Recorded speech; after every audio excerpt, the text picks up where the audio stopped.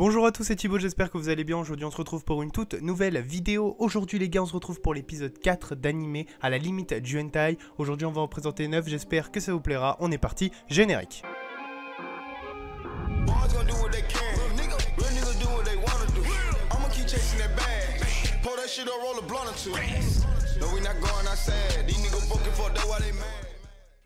Valix Love, sorti en 2019, il y a 12 épisodes de 20 minutes. On y retrouvera de la comédie, du ecchi, de la romance, du school life, du slice of life et du surnaturel. Ici un animé assez spécial, on va suivre Akutsu Takuma, qui est un lycéen qui n'a pas réellement d'amis à cause de son visage. Il est même surnommé le démon à l'école et donc lui, bon, ça l'embête un peu, mais tout ce qu'il veut c'est être seul, étudier en paix et ne pas qu'on se moque de lui. Sauf qu'un jour, sa vie va complètement changer quand il va faire la rencontre de 9 sœurs Saotome, qui sont des Valkyries engagées par Odin afin de sauver le monde. Et vous l'aurez compris, pour que ça soit un peu ecchi, pour que leur pouvoir soit plus puissant, il doit les stimuler et donc on va suivre cette histoire assez ecchi. Alors, vous l'aurez compris, c'est pas un animé avec un super scénario, mais ça rentre parfaitement dans le thème, ça se regarde assez facilement, donc n'hésitez pas à aller voir ça. On passe tout de suite au deuxième animé. Là, je teste un type d'animé, si on peut appeler ça comme ça, un peu spécial, puisque tout simplement ça sera des animés plus des OVA en 1 ou 2 épisodes, mais ça rentre parfaitement dans le thème, donc je me suis dit pourquoi pas en présenter 1 ou 2 pour que vous puissiez découvrir peut-être ce type de format. On va parler de Asamade Jugyu Shu, sorti en 2012, du coup il n'y a qu'un épisode d'une 30aine de minutes. Ici on y retrouvera de la comédie, du ecchi, de la romance et du school life. Le synopsis est trop bizarre, je vous jure c'est trop bizarre, mais l'animé franchement est assez drôle.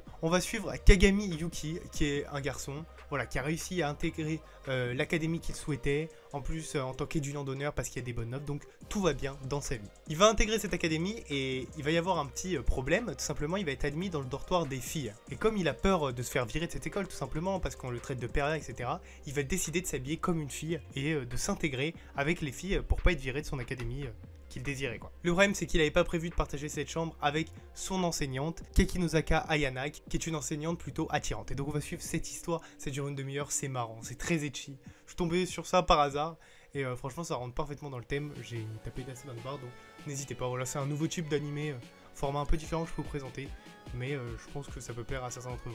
Donc voilà, on passe suite au prochain animé. Kanokon, sorti en 2008, il y a 2 épisodes de 24 minutes. Ici on y retrouvera de l'aventure, de la comédie, du ecchi, de l'érotisme, de la romance et du surnaturel. Alors je vais vous pitcher le synopsis qui est assez original. On va suivre Oyamada Kuta, qui est un garçon assez banal, qui voilà, va vivre sa première journée au lycée. Donc il s'y rend assez heureux. Et il va se faire aborder par Chizuru Minamoto, qui se trouve être la fille la plus belle de son lycée. Et comme ça, à brut pour point, elle va lui dire « Est-ce que tu veux sortir avec moi ?» Et donc il va se demander pourquoi lui, pourquoi elle veut sortir directement avec lui. On va suivre cette histoire assez marrante, très ecchi.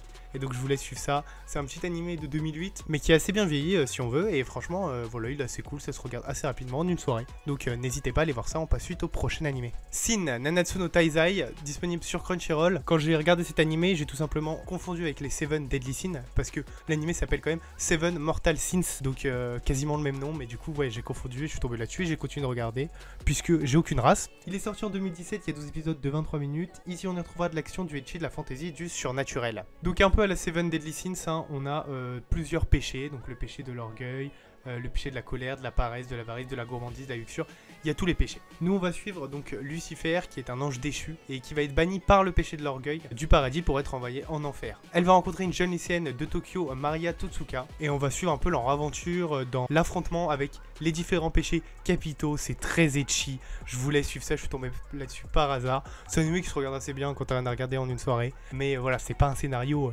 digne hollywoodien, mais franchement c'est assez sympa et l'animation est pas trop dégueu, donc n'hésitez pas. On passe suite au prochain animé. Peter Grill, Tukenja no Jikan, disponible sur ADN, il y a 12 épisodes de 13 minutes, c'est sorti en 2020. Ici on y retrouvera de l'aventure, de la comédie, du ecchi, de la fantasy et de la romance. Alors le synopsis est ultra chelou, mais l'animé est sympa, franchement il se regarde assez bien. On va suivre Peter Grill, qui est connu à travers le monde pour être un des hommes les plus forts du monde, le guerrier le plus puissant. Lui, il a vraiment la belle vie, le mec est fort, il s'est fiancé et il essaie de se rapprocher petit à petit de sa fiancée, tout se passe bien. Et puis, un jour, il va se rendre compte qu'il y a carrément une douzaine de femmes qui veulent avoir une descendance. Et comme ils veulent avoir une descendance puissante, une descendance assez forte, elles se battent pour la semence de ce dernier. Et donc on va suivre cette histoire assez chelou, mais franchement l'animation est sympa, c'est drôle, voilà, ça passe le temps. C'est pas des animés où tu auras une morale à la fin de l'histoire, mais c'est un animé que tu regardes et que tu trouves assez sympa.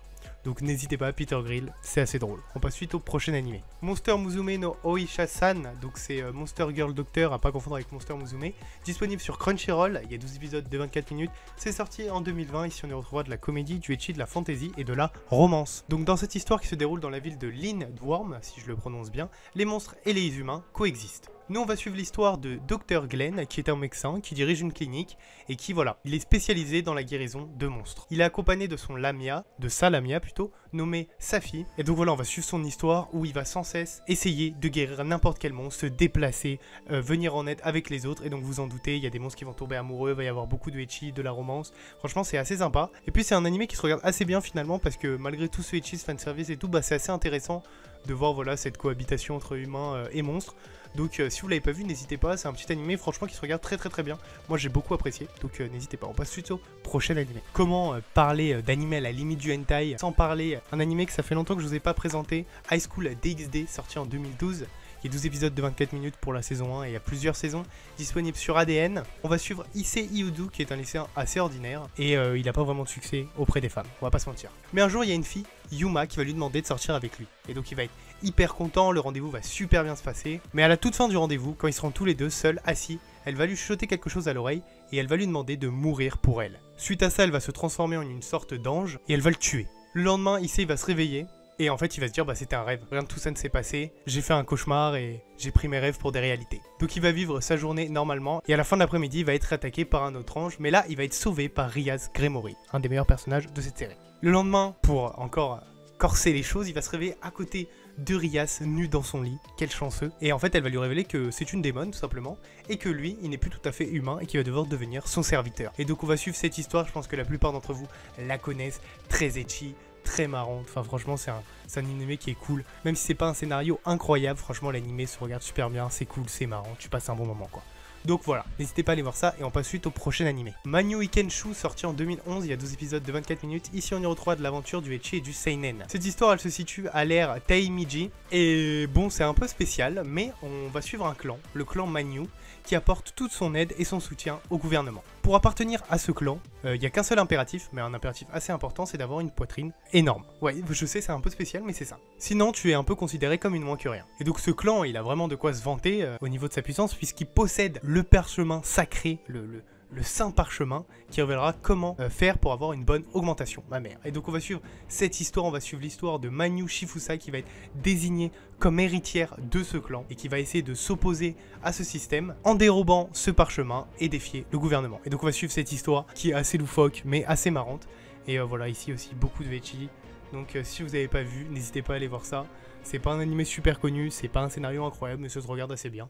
Et je trouvais ça cool, donc je me suis dit pourquoi pas le présenter. On passe suite au dernier animé. On finit avec l'OAV en 2-3 formats, là, les animés en 2-3 épisodes. On va présenter Koe de Oshigoto, donc il y a 2 épisodes de 30 minutes, donc ça fait 1 heure à regarder. C'est des trucs qui se regardent assez vite, donc je me suis dit pourquoi pas vous les présenter. Ici on y retrouvera de la comédie, du ecchi, de l'érotisme et de la romance. On va suivre Kana Aoyagi, qui va apprendre dans sa vie que sa sœur travaille dans la création de jeux vidéo à caractère sexuel. Elle va être un peu surprise par ce qu'elle va apprendre, mais en fait, l'entreprise dans laquelle sa sœur travaille, elle est un peu en manque d'argent et en manque de main d'œuvre, et du coup elle a besoin de personnel. Et donc sa sœur, elle va lui demander de travailler pour cette entreprise en tant que doubleuse. Et donc on va suivre l'histoire de Kana qui va être embarquée dans cette histoire un peu loufoque de devenir doubleuse pour jeux vidéo à caractère sexuel, hein, tout simplement. Et donc voilà, ça va être assez marrant, assez drôle, des scènes, vous l'aurez compris, très ecchi. Et donc on va suivre cette histoire qui est assez sympa. Voilà, ça dure qu'1 heure à regarder et franchement c'est sympa, tu passes un bon moment, c'est comme un petit film, petit court métrage, et je me suis dit pourquoi pas vous le présenter. C'est des animés à nouveau format, c'est plus des OAV quoi, qu'on regarde en 2-3 épisodes maximum. Je me suis dit pourquoi pas. En tout cas voilà, c'est déjà la fin de cette vidéo, j'espère qu'elle vous aura plu. J'ai essayé de vous présenter un peu de tout pour ce 4e épisode, pour essayer de diversifier. Il y a plein de choses qui arrivent sur cette chaîne, j'essaye d'être de plus en plus actif, il y a des lives qui arrivent et tout, donc n'hésitez pas à activer la cloche des notifications, à vous abonner, à liker et à partager cette vidéo. C'était Thibaut, ciao ciao.